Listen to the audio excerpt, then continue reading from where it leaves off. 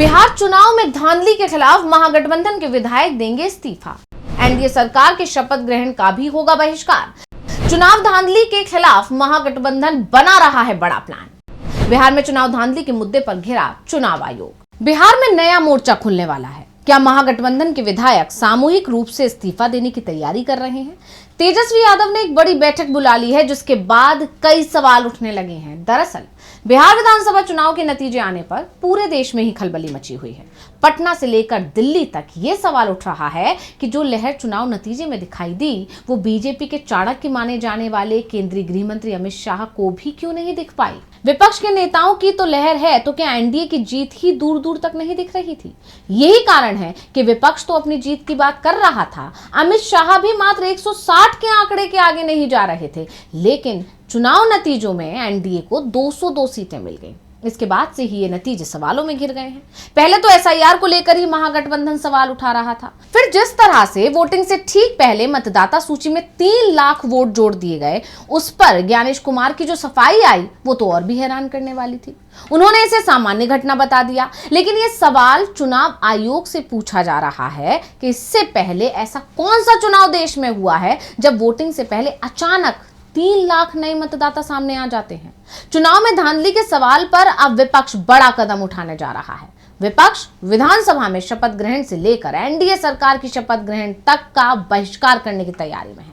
खबर तो यहां तक आ रही है कि वोट चोरी के सबूत सामने आने के बाद विपक्ष के विधायक विधानसभा से इस्तीफा भी देने की तैयारी में है। तो आज हम अपनी इस स्पेशल रिपोर्ट में महागठबंधन के बड़े प्लान को लेकर करने जा रहे हैं बात। नमस्कार, मैं हूं अंशिता। इंडिया गठबंधन के लिए अब बड़ा फैसला लेने की घड़ी आ गई है। जो कदम महाराष्ट्र में महाविकास अघाड़ी ने उठाया था, उसे अब आगे बढ़ाने की जिम्मेदारी बिहार में महागठबंधन पर आ गई है। एनडीए तो आगे बढ़कर रुक गया था, लेकिन महागठबंधन उस काम को पूरा करने के लिए तैयार होता दिखाई दे रहा है। दरअसल बिहार और महाराष्ट्र चुनाव के नतीजे देखें तो ये एक जैसे दिखाई दे रहे हैं।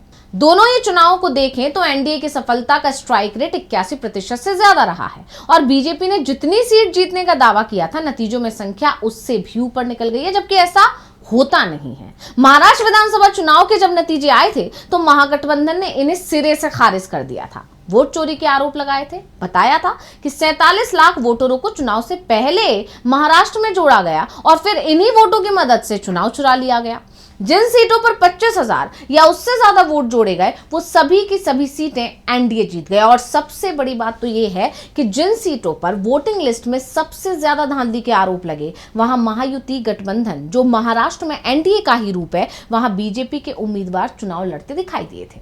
चुनाव नतीजों के बाद महाविकास अघाड़ी के अंदर इस बात पर सहमति बनाने की कोशिश भी की गई कि जो भी विधायक जीत कर आए हैं, वो विधानसभा की सदस्यता से इस्तीफा दे दें। लेकिन इस पर तो पूरी तरह सहमति नहीं बन पाई, पर इस पर सहमति जरूर बन गई कि विधायक पद की शपथ ग्रहण का बहिष्कार किया जाएगा। 7 दिसंबर 2024 को महाराष्ट्र विधानसभा में विधायकों की शपथ ग्रहण का कार्यक्रम था, लेकिन एमबीए के विधायक सदन से उठकर बाहर चले गए। उन्होंने शपथ लेने से इनकार कर दिया।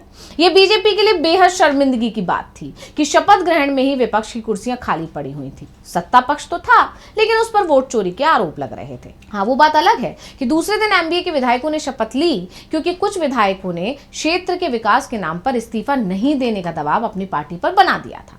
लेकिन महाराष्ट्र में जो काम अधूरा रह गया, उस काम को इंडिया गठबंधन अब बिहार में पूरा करने की तैयारी करता दिखाई दे रहा है, क्योंकि बिहार के नतीजे भी महाराष्ट्र जैसे आए हैं। और इंडिया गठबंधन में इस बात पर चर्चा चल रही है कि अगर चुनाव प्रक्रिया इसी तरह चलती रही तो दूसरे राज्यों में भी ऐसे ही नतीजे आएंगे, क्योंकि जनता का विश्वास भी अब धीरे धीरे चुनाव प्रक्रिया से उठ रहा है। जनता ये मानकर चल रही है कि जब नतीजे वही आने हैं जो एनडीए चाहता है या जो बीजेपी चाहती है, तो फिर वोट देने का क्या फायदा। और इसीलिए जरूरी है कि चुनाव पूरी तरह से निष्पक्ष हो, और ये निष्पक्ष दिखाई भी दे, जिससे जनता का विश्वास चुनाव प्रक्रिया पर बना रहे, चुनाव आयोग पर बना रहे। और कांग्रेस नेता प्रमोद तिवारी ने तो ये बात खुलकर कही है कि वो कोई पहला चुनाव नहीं आ रहे हैं। पहले भी कांग्रेस को बड़ी हार मिलती रही है। अटल बिहारी वाजपेयी के दौर में कांग्रेस कई चुनाव हारी थी, लेकिन कभी भी चुनाव आयोग की विश्वसनीयता पर सवाल नहीं किए गए थे। हार को स्वीकार किया गया, मंथन किया गया, जो गलती हुई उन्हें सुधारा गया और फिर से चुनाव लड़ा गया। लेकिन अब तो सब कुछ चुनाव आयोग ही कर रहा है। इसलिए विपक्ष कितनी भी अच्छी तैयारी क्यों ना कर रहा हो, चुनाव नतीजे वैसे ही आ रहे हैं जैसे कि बीजेपी चाहती है। जनता का वोट कहीं भी जाए, लेकिन नतीजा तो बीजेपी के पक्ष में ही आता है। और इसी को लेकर अब बिहार में महागठबंधन की तरफ से एनडीए सरकार के शपथ ग्रहण के बहिष्कार की तैयारी शुरू हो गई है। और सिर्फ सरकार की शपथ ग्रहण का ही बहिष्कार नहीं होगा, विधानसभा में शपथ ग्रहण कार्यक्रम का भी बहिष्कार होगा। और इसके आगे बढ़कर महागठबंधन के विधायक सामूहिक इस्तीफा दे सकते हैं। आरजेडी के अंदर तो इसे लेकर मंथन भी शुरू हो चुका है। और अगर आरजेडी के विधायक इस्तीफा देने जैसा कोई कदम उठाते हैं तो फिर पूरे महागठबंधन में खासतौर पर कांग्रेस पर भी दबाव होगा कि उसके विधायक भी इस्तीफा दे। यानी जो काम महाराष्ट्र में अधूरा रह गया था उसे बिहार में पूरा किया जा सकता है। वोट चोरी को लेकर जो सबूत जुटाने का काम अलग से चलता रहेगा और उसे जनता के सामने भी समय समय पर रखा जाएगा, सबूतों के साथ रखा जाएगा, 100% सबूत के साथ रखा गया जाएगा, जैसे कि पिछले दिनों अभी राहुल गांधी रखते रहे हैं। इसके अलावा सुप्रीम कोर्ट जाने की तैयारी भी हो रही है। यानी इस बार बिहार चुनाव के नतीजों पर विपक्ष आर पार की लड़ाई शुरू करने की तैयारी में है। पटना से लेकर दिल्ली तक एनडीए की बैठकें हो रही हैं। कांग्रेस और आरजेडी के नेता पहले ही कह चुके हैं कि चुनाव नतीजों पर भरोसा नहीं किया जा सकता। राहुल गांधी ने तो पूरी चुनाव प्रक्रिया पर ही सवाल खड़े कर दिए हैं। उन्होंने चुनाव प्रचार के दौरान भी कहा था कि बिहार में वोट चोरी हो रही है और इसे रोकने के लिए उन्होंने वोटर अधिकार यात्रा भी निकाली थी। लेकिन एसआईआर के सहारे बिहार में बड़ा खेल हो गया और अब महागठबंधन की तरफ से एक बार फिर से वोट चोरी के सबूत जुटाने की कोशिश शुरू हो गई है। महागठबंधन की तरफ से अब चुनाव आयोग के खिलाफ बड़ा मोर्चा खोलने की तैयारी है। पहले से ही महागठबंधन की तरफ से कहा जा रहा था कि ये चुनाव बिहार की जनता और चुनाव आयोग के बीच का है। और अब जो नतीजे सामने आए हैं उसमें साफ है कि बिहार की जनता हार गई और चुनाव आयोग जीत गया। लेकिन इस खेल का अब विपक्ष खुलासा करने वाला है और इस बार कोई न्यूक्लियर या हाइड्रोजन बम नहीं फूटेगा, बल्कि आर पार की जंग होगी और इसकी तैयारियां शुरू हो गई हैं। जल्दी ही महागठबंधन की एक बैठक बुलाई जा सकती है। चुनाव नतीजों की समीक्षा तो होगी ही, लेकिन और भी बहुत कुछ आने वाले वक्त में होने वाला है, ये तय है। तो स्पेशल रिपोर्ट आपको कैसी लगी हमें कमेंट करके अपनी राय जरूर दीजिएगा। इसी के साथ मुझे दीजिए इजाजत। देखते रहिए डीबी लाइव। नमस्कार। हमारे चैनल से जुड़े रहने के लिए YouTube पर टाइप करें डीबी लाइव, सब्सक्राइब बटन को क्लिक करें और बेल आइकन को दबाना न भूलें ताकि खबरें आप तक पहुंचती रहें। देखते रहिए डीबी लाइव, क्योंकि यहाँ हैं खबरें लगातार।